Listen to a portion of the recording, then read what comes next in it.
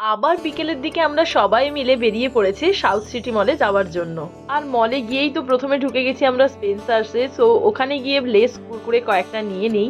আর বিকেলের টাইমটাতে নীলাদ্রিদা আমাদের সঙ্গে আসেনি, যেহেতু নীলাদ্রিদার একটা মিটিং পড়ে গেছিল। আর তারপরে আমরা বাইরে একটুখানি বেরিয়ে এসে ফুচকা খাই, আর ফুচকাগুলো এত টেস্টি ছিল, বাট একটাই প্রবলেম, ওই 20 টাকায় 5 পিস, মন প্রাণ কিছুই ভরবে না। আর তারপরে আমরা নিয়ে নিয়েছিলাম 1 প্লেট স্টিম মোমো আর 1 প্লেট পাওভাজি। আর এই স্টিম মোমো পাওভাজিটার মধ্যে পাওভাজিটা খেতে বেস্ট ছিল। দেন আমরা খাওয়া দাওয়া করে চলে যাই আবার মলে। পুরো মলটা ঘুরে দেখার পরে তো একদম হাঁপিয়ে গেছি, মানে কোমর টোমর একদম ব্যথা হয়ে গেছে। সো যাই হোক, আবার পেট পুজো করার জন্য আমরা চলে যাই KFC। যতই ভাবি না কেন বাইরের খাওয়ার থেকে একটুখানি দূরে থাকবো, মানে ফাস্ট ফুড থেকে, বাট ওটা আর হতেই চায় না।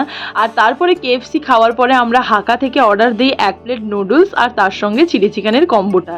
আর চিলি চিকেনটা এত বাজে খেতে ছিল, মানে এরকম চিলি চিকেন তো আমি কোনোদিনও খাইনি।